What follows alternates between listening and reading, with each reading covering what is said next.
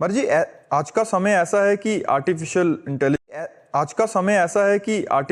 Intelligence robot से सारे काम किए जाते हैं। ऐसे में मन बार बार भय से भर जाता है कि मतलब आने वाला समय कैसे होगा। आंतरिक शांति, स्थिरता, साहस और विश्वास मतलब कमी आ जाती है।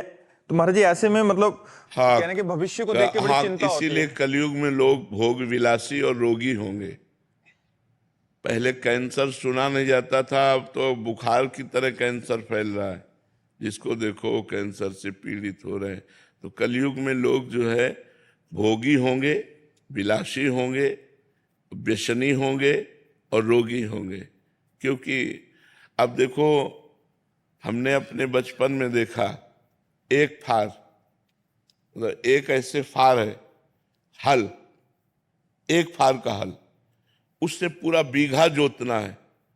2 बजे रात्रि से बैल को लगा दिया और 11 बजे दिन तक एक थोड़ा सा जोत पाए।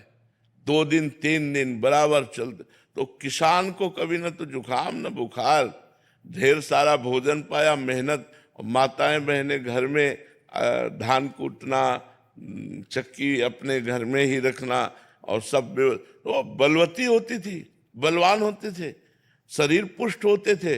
अब भैया 20 मिनट में ट्रैक्टर से जोते आए, 20 मिनट चक्की में आटा पिस गया, और तो क्या मशीनें रोटी बना रहे हैं। तो शरीर बीमार हो रहे हैं, शरीरों में दम नहीं रह गए।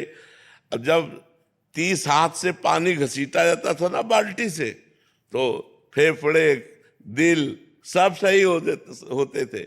नहीं, कुआं से पानी घसीटना, मान लो 5 लीटर की बाल्टी है, 6 लीटर की बाल्टी है, और कुआं से 30 हाथ 40 हाथ पानी घसीटते थे, और 10-50 बाल्टी जानवरों को पिलाना और मेहनत करके और सब।